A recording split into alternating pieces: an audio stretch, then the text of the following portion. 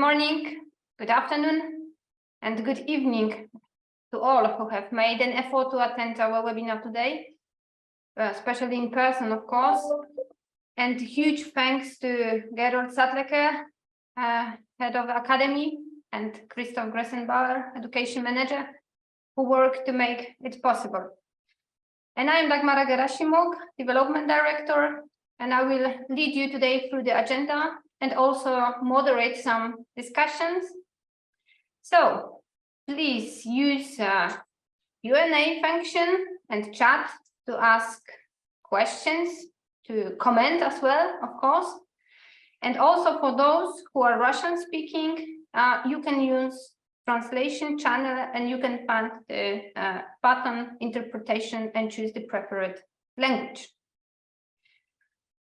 At this point, I will give floor to IBU President Ole Dalin to open officially our new season webinar series and start this wonderful webinar. Ole, please. Thank you, Dagmara. Welcome to coaches, experts, and all of you to our highly anticipated conference on biathlon shooting. I hope that you have had some relaxing time in April, and now the preparation and the season is approaching. I'm very happy to see that we have around 500 participants that have registered to this webinar. Since 2021, the IBU Academy has aimed to provide comprehensive knowledge about our sport and develop programs to strengthen your coaching skills in collaboration with the leading national federations and well-known experts. Today is the next good example when the IBU Academy has gathered an exceptional panel of shooting professionals with extensive experience working with elite athletes on the highest level. I want to thank all the lecturers for taking the time and making the sport grow with collective knowledge sharing. I also want to thank the IBU team for all the effort that you put in this IBU Academy and the webinars here. In addition, on that occasion, I wish you a great start to next season's preparation period. And now let's delve into biathlon shooting and discover the secrets of success at the champion level. Have an interesting afternoon or morning, evening, wherever you are in the world. Thank you. Thank you, Ole. It's always great to have presidents on your side, and we strongly believe that we can only grow with the coach education within the IBU Academy. As Ole said, we are proud to have support from successful biathlon coaches and experts, and today we are honored to host Mika Koike, Jean-Pierre Ramat, Jone Kakkonen, Lars Nygård, and Gerold Sattlecker as our keynote speakers. Thank you all for your readiness to share your knowledge and your experience. So let's start the ball rolling. It's time to introduce our first speaker, Gerold Sattlecker, my colleague in the IBU Academy, head of the IBU Academy. But what's most important today, a passionate about biathlon shooting, who has developed the shooting testing center in the Salzburg Sport University, starting from 2003. And since that time, he tested more than 500 athletes coming from more than 25 countries. So great knowledge and experience. In addition, he has published numerous papers and articles about this topic. And he was also actively involved in sport as a coach and athlete with a particular focus always on biathlon shooting. So, Gerold, the floor is yours.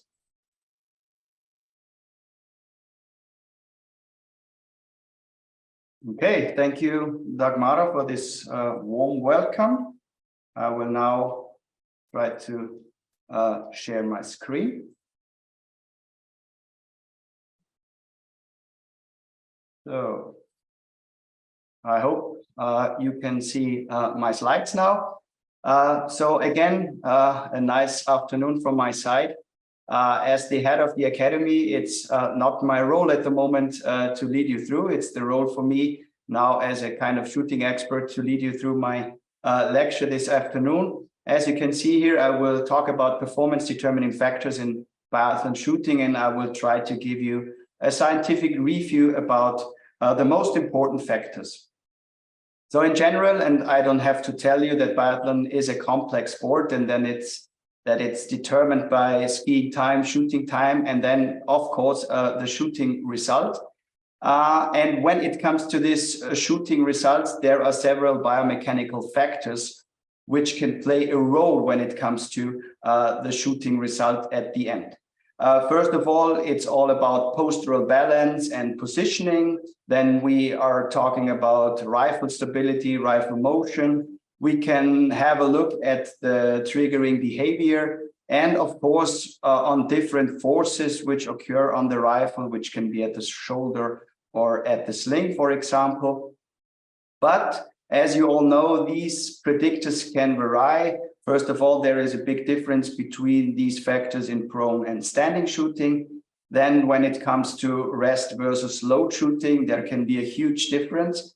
And last but not least, there is also a big difference when you see the different levels of athletes. When you have youth athletes, juniors, or then senior athletes, there can be big differences. So the first question, of course, is how can we measure these biomechanical factors or these predictors for the shooting result? Just give me the chance to show you a short overview how these factors can be measured. Of course, with force plates, you can measure the body sway, also the weight distribution between front and back leg.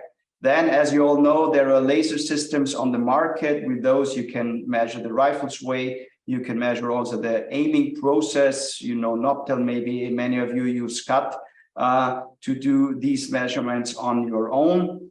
Then on the market, you also have some oil sensors, for example, which can measure the triggering behavior. There are also, of course, others on the market. Then there are also scientific sensors, I would say, like this pad to measure the shoulder force. And as you can see here, then there is also the possibility to measure the sling force. You can see one of these sensors here on the picture. And what we have also done once is this kinematic measurements, as you can see on the photo here down on the right side. So these were the systems. What are the variables we can measure? On the one hand, with the force plates I showed you before, you can measure the body sway. So you can measure the total body sway, the total path length the athlete is moving on the plate. You can measure, as you can see here, the deviation across the shooting line, the deviation in shooting line of the athlete. When it comes to the rifle sway here, you can measure, of course, the total trajectory of the rifle on the target. But again, you can measure different direction, X direction, which is the left to right movement of the rifle. The Y direction is the up and down movement of the rifle.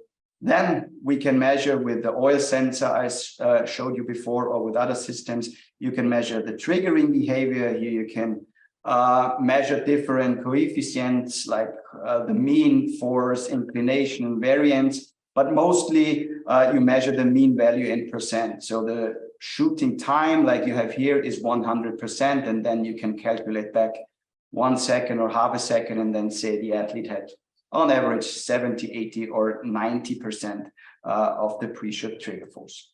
Then when it comes to shoulder force, you can see here a typical measurement of the shoulder force. So you can measure the mean force from the butt plate in the back shoulder, as nicely displayed here on this photo. And you can also have a visual evaluation of the force distribution, so how the force in the shoulder is distributed. And quite similar it looks when we can measure the sling force.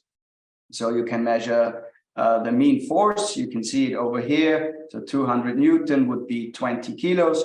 And you can also see the consistency of the force, if it's consistent during your 5 shots when you shot one series. So these are the variables. But of course, you are interested not in systems or in variables. You're interested mostly in results, and what does that mean for you in your daily training or in competitions. So in body sway, let's start with some results from the body sway. As you can see here quite nicely, in standing shooting, we found quite big differences between elite athletes here. World Cup, at the time when we made the study, it was still named European Cup, so this would be IBU Cup now, and these are youth athletes. So you can see a quite big difference when it comes to body sway between elite athletes and young athletes. And the youth also have some more inconsistent positions compared to the elite athletes. And maybe also quite interesting for you, there is the deviation of the legs in X direction. So this is the direction across the shooting line, shows, and you can see it on the right here, a correlation between or a correlation to the scores. That means the lower the deviation in X direction of the legs is, the better the scores are. And this is, I would say, a quite good information when it comes to your position. What we have also found in 2017, where we split 22 athletes, we have measured into 2 groups. There were the high performers and the low performers. They were split due to the rings they have been shooting in the test. And what we have seen in standing shooting, and you see it here in red, that in rest and also in the load situation, the x-axis, so again, this is the deviation across the shooting line, was the main discriminator between high and low performers. So once more, we can recommend that you should focus on this anterior-posterior direction when it comes to body sway, or in that case, when it comes to your standing shooting position. What we've also found when it comes to body sway, that the body sway is highly correlated to the rifle sway. So that means when your body sway is weak, then also you have also quite big effects on your rifle sway. What we have also found, and you can see it on the graph on the right side here, is that from rest to load shooting, there is a huge increase. That means if you have a weakness in your rest shooting, when it comes to the body sway, it nearly doubles after physical load. And this was this load situation was a kind of race situation. And what we've also seen, and this you can see in the illustration here below, that the load distribution is much more constant in the elite athletes. So you again have the elite athletes here and the youth athletes here. And when it comes to this load distribution, let's say 55 to 45, when you see both legs, then it's much more constant over the 5 shot in the elite athletes. That means it's quite essential to find a constant position for your young athletes. So finally, some recommendation when it comes to body sway. The position, I would say, is a main factor. So whenever you start shooting with young athletes or with beginners, really, as you can see here in this nice graph from Engelbert Klotz from Germany, the position is a main factor, and always start with this. Check mainly this X direction. So this is the direction across the shooting line. If this is stable, this is, I would say, half of your work is already done. Because the position affects the rifle sway, as we've seen before, it can also affect your aiming process. It can affect your breathing, especially your cadence. So if you are not stable, that can affect your rhythm during your series, and it can also affect your bolting. So we can also recommend to check the position regularly with photos or videos, especially when you have young athletes. Do it really on a regular basis, and be always sure that you always have the same angle where you make your photos. So like in this nice example from Engelbert, you can see here. If you have the possibility to have test devices to find the ideal position, if you have a cooperation with the university, try to do it, and try to do it regularly to check a weakness. And what we've also found within our IBU research grant program, so the group from Jim Becker from the USA have done it in their study 2022, they have found that the core stability has positive effects on your body sway. So check out our website and search for our IBU research grant, and there you can find the results from Jim Becker, which nicely show that the core stability can play an important role here. The next factor, besides the body sway, is of course the rifle sway.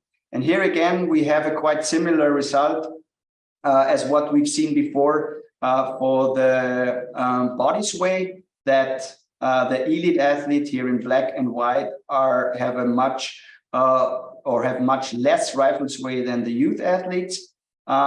So it's quite similar, as I said, to the body sway, and we know that they are connected strongly, as I've shown you before.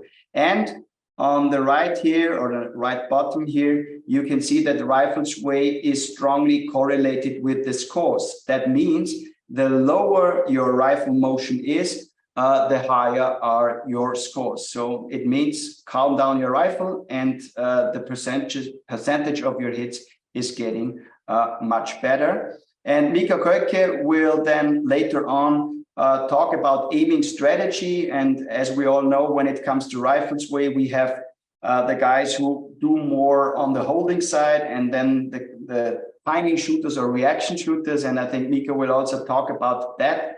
But although we have these two different types of athletes, we have seen that it's quite essential to be able to stop the rifle at least for a short moment before you fire the shot.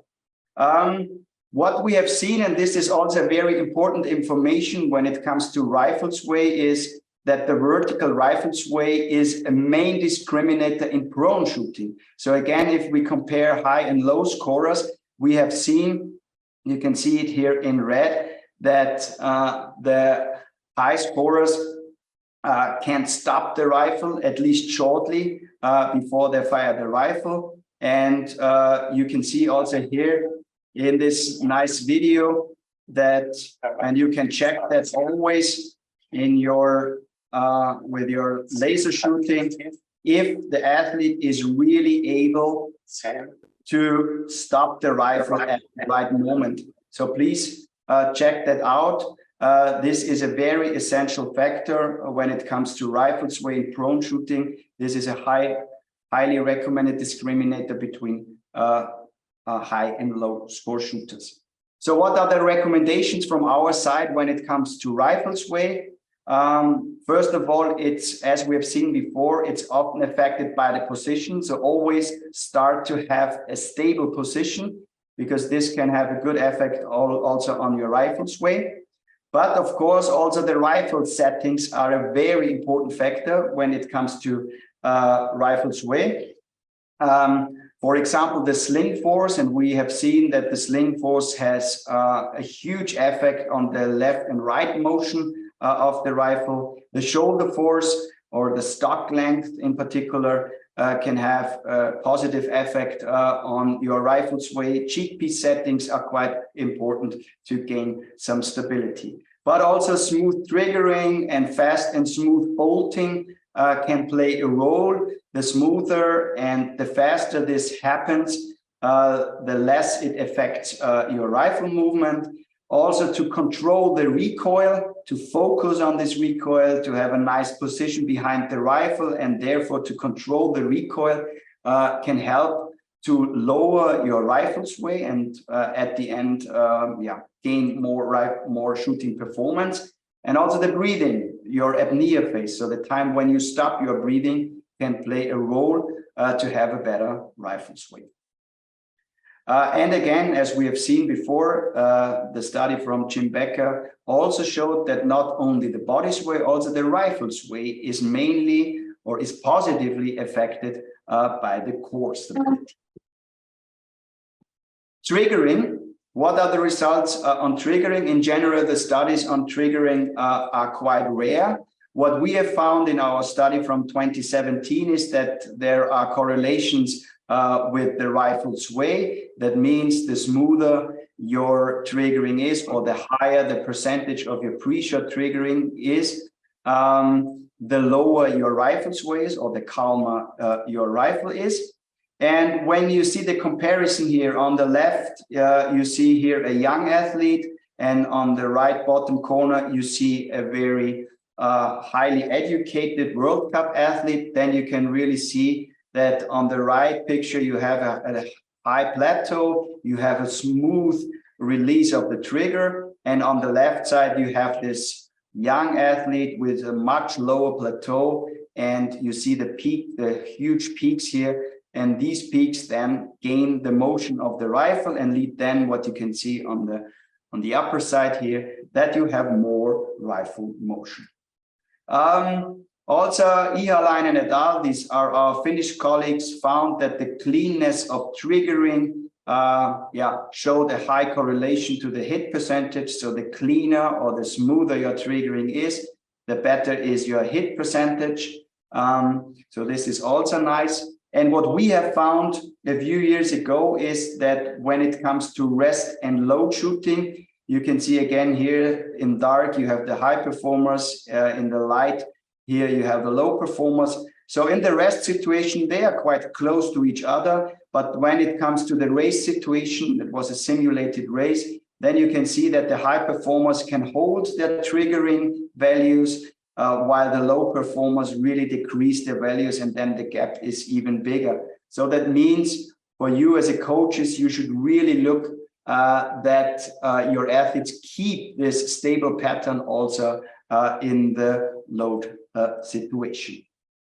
What we quite often see when it comes to triggering are the following patterns. I would say sometimes we see that especially beginners and young athletes have really no pre-shot triggering and then really take the 500 grams with one move. So we call it jerking of the trigger with a lot of movement in your rifle, of course. Then we have the athletes who only have a plateau of around 50%, let's say, so around 250 grams, which is quite often the first stage of your trigger. But this is not how we want to see it. Then we often see the guys who have this linear trigger, which is at the end maybe quite smooth, but the athlete has to wait quite a long time till he is really ready to make the shot. So he can't make it here. And then we also have these guys who have a quite good first stage, come up to, let's say, 70, 80%, but then in the fine aiming phase, they are losing it. So then it would be the goal to keep it really up here somewhere. This is what we often see. So what are our recommendations when it comes to triggering? First of all, jerking of the trigger affects the rifle motions. We've seen that in the graphs before. Our goal is to reach the 500 grams as fast as possible, of course, but also as smooth as possible to avoid any rifle motion. You can show your athletes the ideal curve, which has 3 stages. First stage is the yellow stage here, a fast increase of the curve, then keep it on a high level. This is the second stage here in green, and then a decrease after a short follow through. You have the decrease of the curve here. Show them this to your athlete. So the visual feedback supports the athlete, that the athlete see this pattern once, maybe on a monitor. Use also devices. There are some trigger trainers on the market just to show them what the real triggering behavior looks like. And as I said before, focus on the triggering also in the load situation. and the follow-through has to be at least 0.3 seconds to not influence the shot after you have released it. When it comes to shoulder force, there are not too many scientific studies on the shoulder force. For prone shooting, we have found that there is a correlation with the rifle in x-axis. So that means the higher and the more consistent your shoulder force is, the better it is. And we have also seen that the shoulder force can be a discriminator between high and low level shooters. So here you can see the high scorers at much higher, so on average 6.7 kilo, while the low scorers only had 3.9 kilos on average. So this has also kind of influence on the rifle. And the sling force, when it comes to the sling force, to the best of our knowledge, there are no studies on the market, let's say, but what we have seen in our testing the last 10 years when we tested the sling, that our diagnostic showed that there is a huge correlation between the mediolateral rifle motion, so that's the rifle motion from left to the right, and the sling force. So very often when we see athletes who have misses on the left or on the right, it's that they have a problem with the sling and that the sling is not tight enough. As you can see here on the left side, we have a young athlete who has 10.5 kilos, which is 105 Newton, and a very inconsistent curve, while we see this elite athlete with nearly 20 kilos and a much more consistent curve. Our next step is, of course, to do some statistical analysis on this. That brings me to the final slides. So for the shoulder force in prone and standing, we can recommend these, but of course, it's not easy for you to measure this. You have to go to a lab to measure this. But what you can also do is to do it regularly, to make videos of your athlete and see if the rifle is really tight in the shoulder and if this rifle body connection is really tight. For the sling, we have 12 to 18 kilos, what we can recommend. And as I said, it's important for the left and right motion, mainly of your rifle. So check the length of the sling or check the position of the hand stop. This can also be another thing. Our next project, or the next project of the University of Salzburg, is to make some data analysis on the full body kinematics, which we've done a few years ago, but we have not calculated the data yet. The first results show that the high performance shooters have less rotation in the upper body. So that means the separation angles between shoulder and pelvis. So it's not bended like here or rotated like here on this picture. So it's quite straight in the good athletes compared to the worse shooters. And when it comes to the knee angle, we always tell the athletes to lock their knee. But we have found that the high performers have a slightly bended knee. +3 is not a lot, but it's slightly bended. So it's not totally extended, while the low performers have a slight overextension. And this overextension can lead to tension in your muscles. But there must be done much more on this kinematic data, and we will come maybe next year with more results on this study. That means a relaxed position with a straight line from shoulder to pelvis and no knee overextension leads to better results. This is what we can tell you. So I know that this was maybe a lot of information for this 20-25 minutes, but I have 5 take-home messages for you when it comes to the results of our biomechanical measurements. When it comes to standing shooting, really focus on your positioning and mainly focus on the X direction, so the direction across the shooting line. This is a very important first step for a good shooting performance. In prone shooting, you can really focus on the vertical rifle sway. So that's the movement of the rifle up and down. So the good shooters are really able to stop the rifle, at least for a moment, before they take the shot. This is a main factor for prone shooting. As I mentioned, the study from Jim Becker, the core stability seems to play a very good role when it comes to balance and rifle hold. So focus on that also for your shooting performance. Triggering, please learn your athletes that we have 3 stages: a fast increase, a fast and aggressive increase, like right after bolting, hold the plateau while fine aiming, and then make a smooth release. And last but not least, check your rifle settings regularly, especially when you have young athletes. Check the stock length, check the sling regularly, check the cheek piece. So a good rifle setting also leads to much better results. I know I'm a little bit over time, sorry for that, but I thank you for your attention. And if you have any questions, I think we have some minutes for that. Thank you. Thank you, Gerold. Thank you very much. Just in time. Before I move to the questions that we got in a Q&A section, could you please also tell us what's your test procedure, how it looks like in practice? So in general, the procedure looks the same for the last years. We're always testing people. They have to shoot 4 rounds in prone and 4 rounds in standing shooting.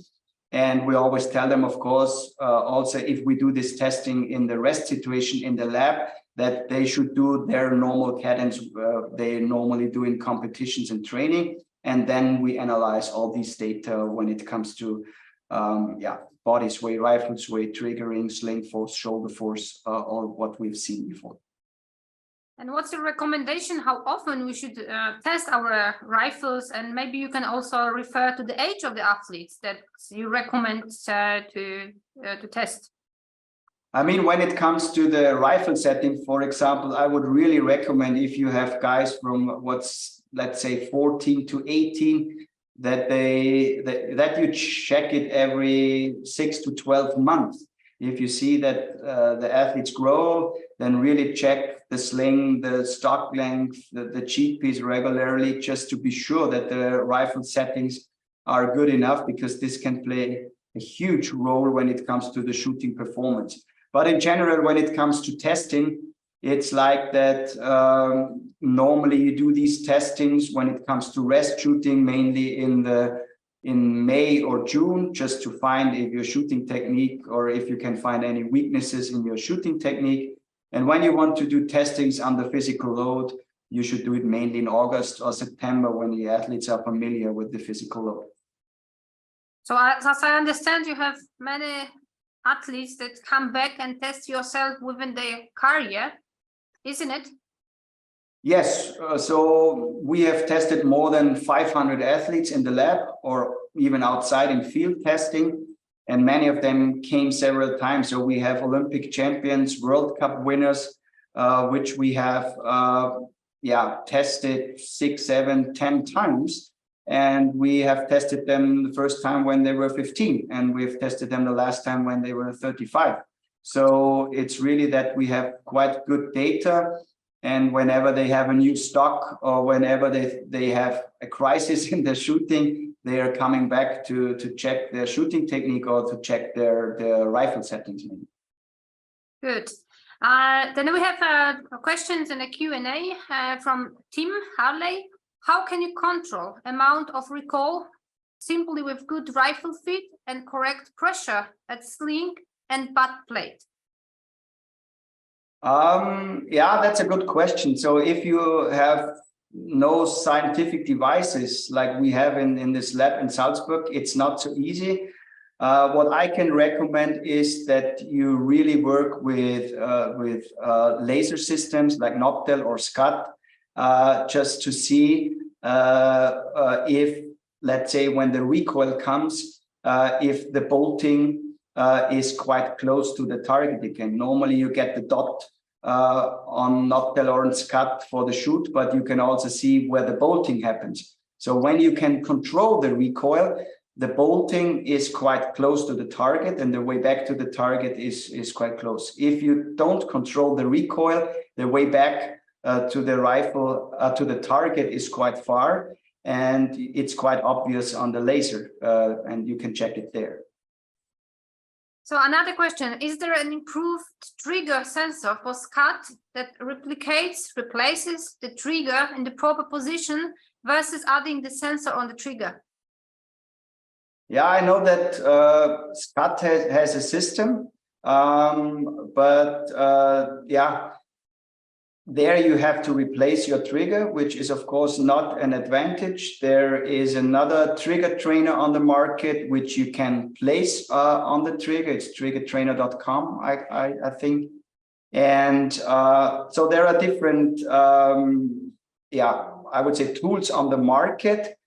I would highly recommend to do something in that case. Because yeah, we quite often see that athletes know that they have to do smooth triggering, but they really have no picture in their head how a smooth triggering looks like. And with these tools, with these softwares, whatever, you can really show them visually how triggering happens and how aggressive you can be at the beginning. So we've had athletes who had a pre-shot triggering forces of 95, 97%, and they didn't lose a shot unintentionally. So this was, you can highly train that.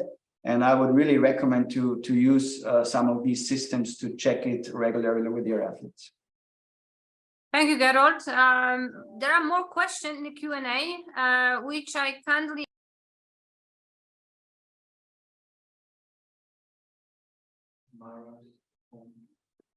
So you mute yourself, Dagmara?